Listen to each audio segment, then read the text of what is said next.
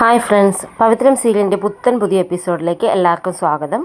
വേദ അങ്ങനെ കോടതിയിലേക്ക് മൊഴി കൊടുക്കാനായിട്ട് വരുവാണ്. നമ്മുടെ വിക്രത്തിനെ കോടതിക്കുള്ളിലേക്ക് കൊണ്ടുപോവുക. കോടതിയിൽ വിക്രത്തിൻ്റെ കേസ് വിളിച്ചിരിക്കുവാണ്. അതും വേദയുടെ അച്ഛൻ്റെ കോടതിയിലാണ് വിക്രത്തിൻ്റെ കേസ്. അതിനുശേഷം MLA വാസവൻ കോടതിക്കുള്ളിലേക്ക് വരുവാണ്. വിക്രത്തിനോടുള്ള ദേഷ്യം നല്ലപോലെ അയാളുടെ മുഖത്ത് കാണും. ഇപ്പോൾ അയാൾക്ക് വേദയോടും ദേഷ്യം തന്നെയാണ്. കാരണം വേദ കാരണമാണല്ലോ വിക്രം ജയിലിൽ പോകാൻ പോകുന്നത്. കാരണം വേദ വിക്രത്തിനെ രക്ഷിക്കാൻ വേണ്ടിയാണ് ഇങ്ങനെ ചെയ്യുന്നതെന്ന് MLA വാസവൻ അറിയാം. പക്ഷെ അത് വേറെ ആർക്കും മനസ്സിലായിട്ടുമില്ല, പ്രത്യേകിച്ച് കമലയ്ക്ക്. അങ്ങനെ വേദ മൊഴി നൽകാനായിട്ട് കോടതിയിലേക്കുള്ളിൽ കയറി നിൽക്കുക.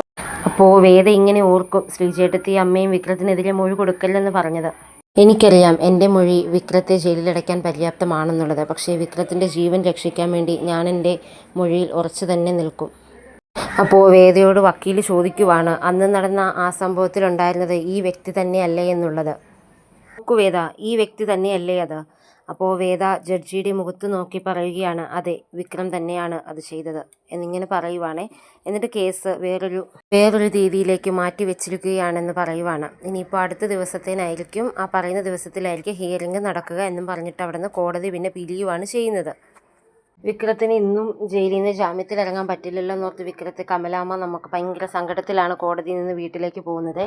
സങ്കടപ്പെട്ടുകൊണ്ടാണ് പോകുന്നത്. പിന്നെ വേദയും വീട്ടിലേക്ക് പോവുകയാണ്. നമ്മുടെ വേദ വീട്ടിലേക്ക് ചെല്ലുമ്പോൾ നമ്മുടെ അമ്മ മുറ്റത്ത് തന്നെ നിൽപ്പുണ്ട്, വിക്രത്തിൻ്റെ കാര്യവും ഓർത്തുകൊണ്ട്. നമ്മുടെ വേദ അമ്മയെ എന്ന് വിളിച്ച് തോളത്ത് കൈവയ്ക്കുമ്പോഴത്തേനും കമലാമ്മ തട്ടി മാറ്റുവാണ്. എന്നിട്ട് വേദ അകത്തേക്ക് കയറി പോകാനായിട്ട് ഒരുങ്ങുമ്പോഴത്തേനും നമ്മുടെ നന്ദിനി വന്നിട്ട് വേദയ്ക്കിട്ട് നല്ലൊരു കൈ പിടിച്ച് വലിക്കുവാണ്. വേദയ്ക്ക് നല്ല സങ്കടമാവുന്നുണ്ട്. എന്നാലും വേദ അകത്തേക്ക് തന്നെ കയറി പോകാൻ പോവാണ്. പിന്നെ കാണിക്കുന്നത് രാത്രിയിൽ വേദ ഇങ്ങനെ ഉമ്മറത്തിരിക്കുന്നതായിട്ടാണ്. ഇങ്ങനെ ആലോചിക്കുവാണ്, എന്തുകൊണ്ടാണ് ഞാൻ ഇങ്ങനെ ചെയ്യുന്നതെന്ന് ആരും അന്വേഷിക്കാത്തത്. വിഷമമാണ് വേദയ്ക്കുള്ളത്. എന്നാൽ അച്ഛൻ മാത്രമേ എന്നെ മനസ്സിലാക്കുന്നുള്ളൂ. അങ്ങനെ ആലോചിച്ചിരിക്കുമ്പോഴാണ് അച്ഛൻ ഉമ്മറത്തേക്ക് വരുന്നത്. എന്നിട്ട് അവർ തമ്മിൽ ഇങ്ങനെ സംസാരിക്കുമ്പോൾ വേദ പറയും, എനിക്ക് സുധാകരൻ മാഷിൻ്റെ മകൻ വിക്രത്തിന് ഇഷ്ടമാണ്. മരണം വരെ ഒരുമിച്ച് ജീവിക്കാനുമാണ് ഞാൻ ആഗ്രഹിക്കുന്നത്. വിക്രത്തിനൊന്നും സംഭവിക്കാതിരിക്കാൻ അച്ഛന് എന്നെ സഹായിച്ചുകൂടെ എന്നിങ്ങനെ വേദ അച്ഛനോട് പറയുവാണ്. വേദയുടെ വാക്കുകളിലെ ആ ശക്തി വിക്രത്തിൻ്റെ അച്ഛന് മനസ്സിലാവുന്നുണ്ട്.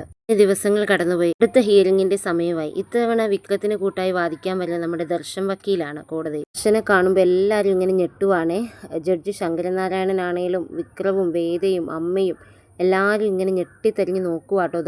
ദർശൻ വാദിച്ചു കഴിഞ്ഞാൽ എന്തായാലും നമ്മുടെ കേസിന് മാറ്റം വരുമെന്ന് എല്ലാവർക്കും അറിയാട്ടോ. പിന്നീട് കാണിക്കുന്ന നമ്മുടെ CI വിക്രം ജയിലിൽ നിന്ന് ഇറങ്ങുമെന്ന് എന്തോ ഉറപ്പാക്കിയത് കൊണ്ടാണ് നമ്മുടെ വിക്രത്തിന് രാത്രിയിൽ ഇങ്ങനെ CI പുറത്തേക്ക് കൊണ്ടുപോവുകയാണ് ചെയ്യുന്നത്. എന്നിട്ട് ആളൊഴിഞ്ഞ ഒരു സ്ഥലത്ത് വണ്ടി നിർത്തിയിട്ട് വിക്രത്തിൻ്റെ കയ്യിലേക്ക് ഇങ്ങനെ ഇരുമ്പുപടി പോലത്തെ എന്തോ സാധനം ഇങ്ങനെ എറിഞ്ഞു കൊടുക്കുകയാണ് ചെയ്യുന്നത്. പക്ഷെ അത് വിക്രത്തിന് എന്തിനാണെന്ന് മനസ്സിലാവുന്നില്ല. എന്നാലും വിക്രം നേരെ വരുമ്പോൾ അത് വാങ്ങിക്കുവാണ്.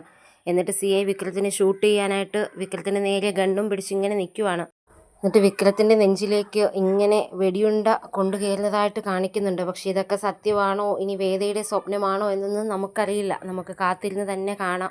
വരും എപ്പിസോഡിൽ നല്ല ട്വിസ്റ്റുകളും നല്ല രീതിയിൽ തന്നെ മുന്നോട്ട് പോകുമെന്ന് നമ്മൾ പ്രതീക്ഷിക്കുന്നു. ഈ ചാനലും ഞാൻ പറയുന്ന റിവ്യൂവും നിങ്ങൾക്ക് ഇഷ്ടപ്പെട്ടിട്ടുണ്ടെങ്കിൽ എൻ്റെ ചാനലിനെ സപ്പോർട്ട് ചെയ്യുക, കമൻറ്റ് ചെയ്യുക. നിങ്ങളുടെ സപ്പോർട്ടാണ് നമ്മുടെ വിജയം. എന്താണേലും നിങ്ങളുടെ സപ്പോർട്ട് പ്രതീക്ഷിച്ചുകൊണ്ട്